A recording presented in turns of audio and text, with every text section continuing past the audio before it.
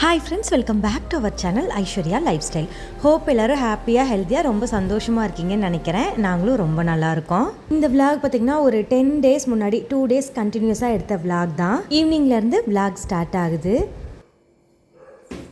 இன்றைக்கி தம்பியோட evening snacks பார்த்திங்கன்னா நல்லா சூடாக மொறுன்னு இந்த கிளைமேட்டுக்கு ஏற்ற மாதிரி சந்த போண்டா தான் ரெடி பண்ண போகிறேன். அதுவும் குயிக்காக 5 நிமிஷத்துக்கு. ஒரு பவுல் எடுத்துக்கோங்க. அதில் 1 கப் மைதா மாவு, 1/2 கப் கடலை மாவு, 1/4 கப் அரிசி மாவு, தேவையான அளவுக்கு உப்பு சேர்த்துக்கலாம். இது கூடவே நல்லா பொடியாக கட் பண்ண பெரிய வெங்காயம், கருவேப்பிலை, அது கூட ஒரே ஒரு பச்சை மிளகா. உங்களுக்கு காரம் ஜாஸ்தி வேணும் அப்படின்னா 2 பச்சை மிளகா எடுத்துக்கலாம். நான் கட் பண்ணிவிட்டு உள்ளே இருக்க விதையெல்லாம் எடுத்துகிட்டு வெறும் பச்சை மிளகா மட்டும் சேர்த்துக்கிறேன். இதுவே போதுமான அளவுக்கு காரமாக இருக்கும். அவ்வளோதான். இப்போது இது கூடவே ஒரு 50 கிராம், ஒரு 1/4 கப் அளவுக்கு தயிர் வந்து சேர்த்துக்கலாம். ஃபைனலாக கொஞ்சமாக பேக்கிங் சோடா ஆட் பண்ணுறேன். இது ஆப்ஷனல் தான், உங்களுக்கு வேணான்னா ஸ்கிப் பண்ணிக்கலாம். இப்போ எல்லாத்தையும் நல்லா வந்து கலந்து விட்டுக்கோங்க. எக்ஸ்ட்ராவாக கொஞ்சமாக தண்ணி ஆட் பண்ணி, ரொம்ப தண்ணியாகவும் இல்லாமல் அதே சமயம் ரொம்ப கெட்டியாகவும் இல்லாத கன்சிஸ்டன்சிக்கு இதை பசைஞ்சு எடுத்துக்கலாம். மாவு ரொம்ப கெட்டியாக பசைஞ்சிட்டோம் அப்படின்னா போண்டா பார்த்திங்கன்னா ரொம்ப ஹார்டாக இருக்க மாதிரி இருக்கும். அதனால் ஓரளவுக்கு இலகுவாகவே பசைஞ்சிக்கலாம். மாவு பார்த்திங்கன்னா இந்த கன்சிஸ்டன்சிக்கு இருக்கணும். இப்போ எண்ணெய் நல்லா சூடானதுக்கப்புறமா குட்டி குட்டியாக போட்டு எடுத்துக்கோங்க. ஃபஸ்ட் நான் கொஞ்சமாக போட்டு பார்க்குறேன். இது பார்த்திங்கன்னா நல்லா மேலே உப்பி வருதா. இப்போ எண்ணெய் நல்லா கொதிச்சிருச்சுன்னு அர்த்தம். இந்த ஸ்டேஜில் போண்டாவை குட்டி குட்டியாக போட்டுட்டு 2 பக்கம் வேக வச்சு எடுத்துங்க. சூப்பராக ஒரு 5 நிமிஷத்தில் நல்லா மொறுன்னு சந்த போண்டா ரெடி. இன்ஸ்டண்ட்டாக. அதே சமயம் நமக்கு வேலையும் அதிகம் இருக்கக்கூடாது. குயிக்காக ஒரு 10 மினிட்ஸ்குள்ளேயே நல்லா மொறுன்னு இந்த கிளைமேட்டுக்கு ஏற்ற மாதிரி வாய்க்கு ருசியாக நல்லா போண்டா சாப்பிடணும்னு தோணுச்சுன்னா இந்த சந்த போண்டாவை ட்ரை பண்ணி பாருங்கள். ஓரளவுக்கு நல்லா கலர் சேஞ்ச் ஆகி 2 பக்கமும் வெந்ததுக்கப்புறமா போண்டா எடுத்துக்கலாம். பிளேட்டில் போடும்போதே சவுண்டு பார்த்திங்கன்னா நல்லா மொறுன்னு அப்படி ஒரு டேஸ்ட்டாக இருக்கும். ட்ரை பண்ணி பார்க்குறதோட மட்டும் இல்லாமல் மறக்காமல் எப்படி இருந்தது கமெண்ட்லேயே ஷேர் பண்ணுங்கள். இந்த போண்டா ஒவ்வொரு ஊரில் ஒவ்வொரு பேர் சொல்லுவாங்க. இது வந்து ஃப்ரைடே பார்த்திங்கன்னா மார்க்கெட் சந்தைக்கு வந்து போவோம். அப்போ வந்து இந்த சந்தையில் தான் இந்த போண்டா ரொம்பவே வந்து ஃபேமஸ். அதனால் எங்கள் ஊரில் இது பேர் வந்து சந்தை போண்டான்னு சொல்லுவாங்க. உங்கள் ஊரில் இதோட பேர் என்ன சொல்லுவாங்கன்னு மறக்காமல் அதையுமே கமெண்ட்டில் ஷேர் பண்ணுங்கள். நல்லா சூடாக 1 கப் காஃபியோட ஈவினிங் ஸ்நாக்ஸுக்கு வெளியே நல்லா மொறுன்னு உள்ள நல்லா சாஃப்டாக சந்தை போண்டா ரெடி. ஒரே ஒரு ஹம்பிள் ரிக்வெஸ்ட், நிறைய பேர் வீடியோ பார்க்குறீங்க ஆனால் சேனலை சப்ஸ்கிரைப் பண்ணாமல் வீடியோ பார்க்குறீங்க. நீங்கள் நம்ம சேனலை இன்னும் சப்ஸ்கிரைப் பண்ணலை அப்படின்னா மறக்காமல் வீடியோ லைக் பண்ணிவிட்டு நம்மளோட சேனலையும் சப்ஸ்கிரைப் பண்ணிடுங்க. அப்படியே நோட்டிஃபிகேஷனில் இருக்க ஆல் சிம்லையுமே கிளிக் பண்ணிக்கோங்க. அப்போ தான் நான் போடுற எல்லா வீடியோவும் உடனே உங்களை வந்து சேரும். ஈவினிங் இது சாப்பிட்டதே ஓரளவுக்கு நல்ல ஃபில்லிங்காக இருந்தது. அதுக்கப்புறம் ஒரு 2-3 மணி நேரத்துக்கு பசியே இல்லை. நைட்டு ஒரு 8 மணி போல் தான் சிம்பிளாக தோசை கூடவே வந்து ஒரு கடலைப்பருப்பு சட்னியும் ரெடி பண்ணியிருந்தேன். இந்த சட்னிக்கு ஒரு பேனில் கொஞ்சமாக எண்ணெய் சேர்த்துட்டு கடுகு, உளுத்தம்பருப்பு, காஞ்ச மிளகா, ஒரு கொத்து கருவேப்பிலை, அது கூட ஒரு 3-4 ஸ்பூன் அளவுக்கு கடலைப்பருப்பு சேர்த்துக்கோங்க. ஒரு 20-25 சின்ன வெங்காயம், கொஞ்சமாக பெருங்காயத்தூள், ஒரு பெரிய சைஸ் தக்காளி எல்லாம் நல்லா வதங்கினதுக்கப்புறமா ஒரு கைப்பிடி அளவுக்கு தேங்காய் சேர்த்துக்கோங்க. ஃபைனலாக கொஞ்சமாக மல்லி இலை. அவ்வளோதான். சட்னி வதக்கி வச்சது நல்லா ஆறுனதுக்கப்புறமா உப்பு சேர்த்துட்டு அரைச்சிக்கலாம். இந்த மாவு பார்த்திங்கன்னா மிக்சியில் கொஞ்சமாக நேற்று நைட்டே அரைச்சி வச்சுருந்தேன். நல்லா புளிச்சிருந்தது. அதனால் இன்றைக்கி நைட்டுக்கு வந்து தோசையை வந்து ரெடி பண்ணிட்டேன். மிக்சியில் அரைச்சாலுமே தோசை பார்த்திங்கன்னா நல்லா கிறிஸ்பியாக சூப்பராக வந்து வரும். அவ்வளோதான், நைட்டு டின்னர் ஓவர். இப்போ இருக்க சுச்சுவேஷனில் பார்த்திங்கன்னா நிறைய லேடிஸ் வந்துட்டு மோஸ்ட்லி ஜாப் போகிறவங்களா தான் இருக்காங்க. மார்னிங் பிரேக்ஃபாஸ்ட்டும் சரி, மதியம் லஞ்சும் சரி கொஞ்சம் குயிக்காக ஈஸியாக ரெடி பண்ணிடுவோம். ஆனால் இந்த நைட்டு டின்னர் ரெடி பண்ணுறதுக்கு மட்டும் ஜாப்லாம் போயிட்டு வந்து அதுக்கப்புறம் ரெடி பண்ணுறோம் அப்படின்னா கொஞ்சம் டயர்டாக தான் இருக்கும். இதில் மாவு அரைக்கிறதுலாம் எங்கேருந்து பார்க்குறது, இந்த மாதிரி ரொம்பவே டயர்டாக இருக்க சமயத்துலலாம் கொஞ்சமாக இந்த மாதிரி மிக்சியில் போட்டு அரைச்சி வச்சுக்கிட்டிங்க அப்படின்னா ரொம்பவே யூஸ்ஃபுல்லாக இருக்கும். அப்படியே வீடியோ பார்த்திங்கன்னா நெக்ஸ்ட் டேலேருந்து கண்டினியூ ஆகுது. அன்றைக்கி டே பார்த்திங்கன்னா மார்னிங் பிரேக்ஃபாஸ்ட் அண்ட் மதியம் லஞ்ச் ரெண்டுமே வந்து ரெடி பண்ணிட்டேன். மதியம் லஞ்சுக்கு சுட சுட சாதம், அவரைக்காய் சாம்பார், கூடவே தம்பிக்கு பார்த்திங்கன்னா அந்த வாழைக்காய் ஃப்ரை ரொம்ப பிடிக்கும், அது வந்து ரெடி பண்ணி கொடுத்துட்டேன். மார்னிங் பிரேக்ஃபாஸ்ட்டுக்கு ராகி சேமியா தான் ரெடி பண்ணியிருந்தேன். ராகி சேமியா ஓரளவுக்கு நல்லா வெந்ததுக்கு அப்புறமா ஃபைனலாக கொஞ்சமாக வந்து இந்த மாதிரி தேங்காய் துருவல் சேர்த்துட்டு ஒரு 5 நிமிஷம் திரும்ப மூடி வச்சிட்டோம் அப்படின்னா அந்த ஹீட்லேயே ஓரளவுக்கு ஒரு 5 நிமிஷம் இருக்கும்போது அந்த ஃப்ளேவர், அந்த டேஸ்ட் வந்து இன்னும் கொஞ்சம் நல்லாயிருக்கும். அப்படியே தம்பியோட லஞ்ச் பாக்ஸுமே வந்து பேக் பண்ணிவிட்டேன். சுட சுட சாதம், அவரைக்காய் சாம்பார், தொட்டுக்கிறதுக்கு பார்த்திங்கன்னா தம்பிக்கு உப்பு, வரமிளகாத்தூள் அது மட்டும் போட்டு வாழைக்காய் வந்து ஃப்ரை பண்ணி கொடுத்து விட்டுருந்தேன். டிஃபன் பாக்ஸில் சாதம்லாம் பேக் பண்ணும்போது குழம்பு சேர்த்து நல்லா மசிச்சு விட்டு கலந்து விட்டுட்டு ஃபைனலாக கொஞ்சமாக இந்த மாதிரி மேலே எக்ஸ்ட்ராவாக குழம்பு ஊற்றி கொடுத்து விடுறோம் அப்படின்னா மதியம் சாப்பிட்றதுக்கு நல்லாயிருக்கும்.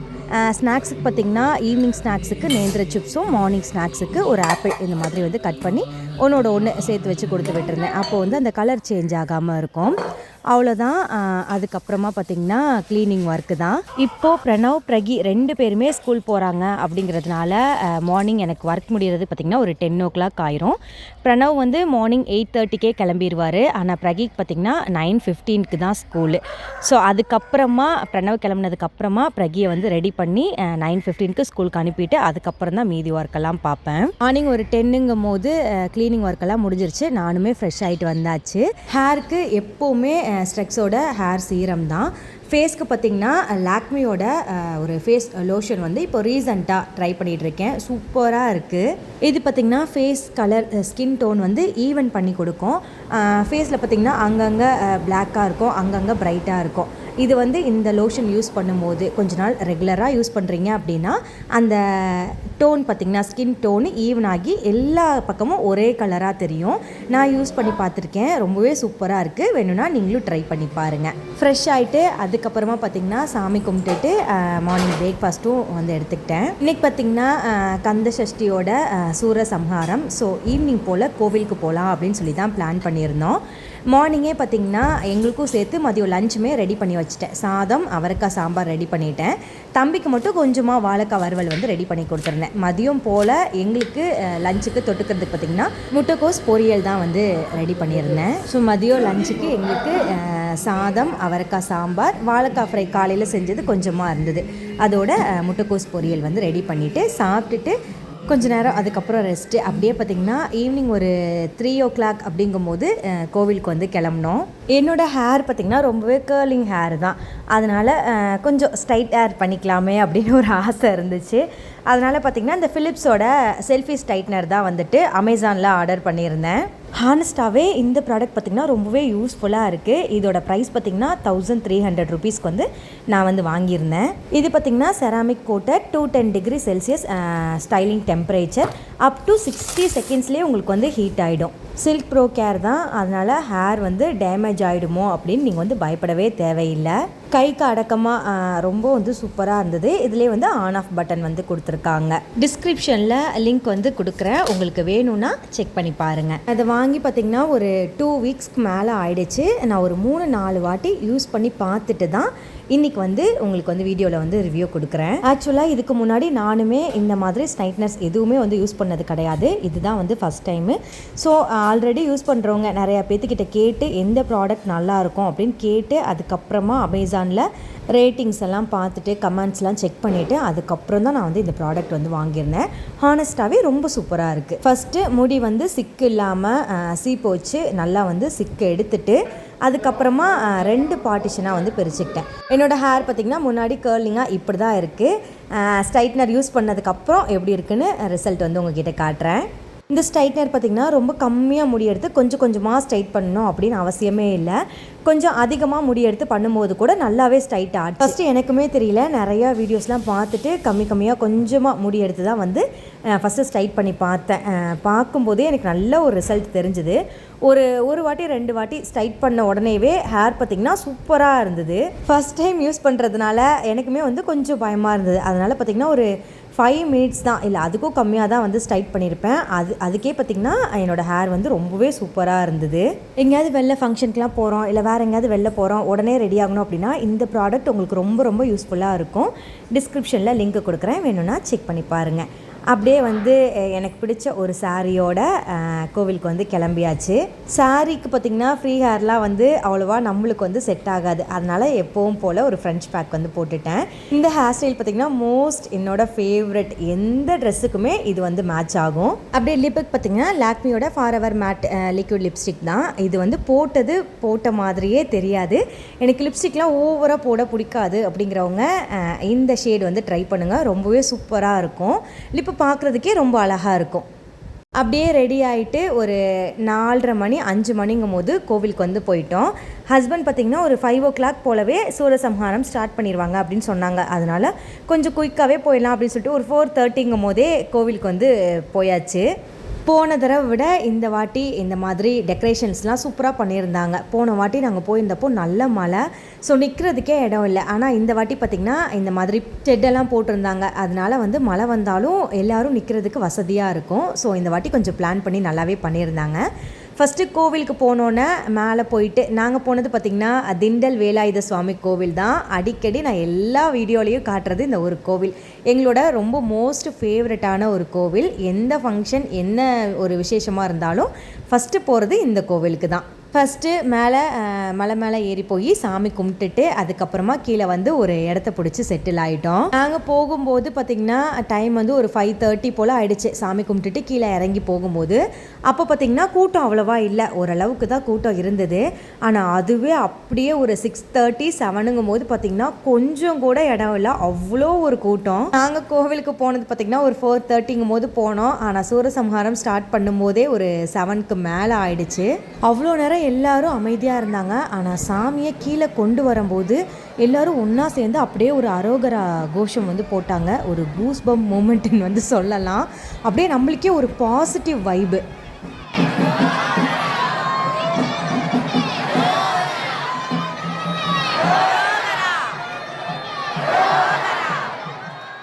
எல்லோரும் சேர்ந்து ஒன்றா அதை வந்து சொல்லும்போது நம்ம நினச்சதெல்லாம் நடக்கும், நம்ம வேண்டினது வந்து நிறைவேறும் அப்படிங்கிற மாதிரி ஒரு பாசிட்டிவ் வைபு. அந்த மூமெண்ட் அங்கே நின்று பார்த்தா தான் தெரியும்.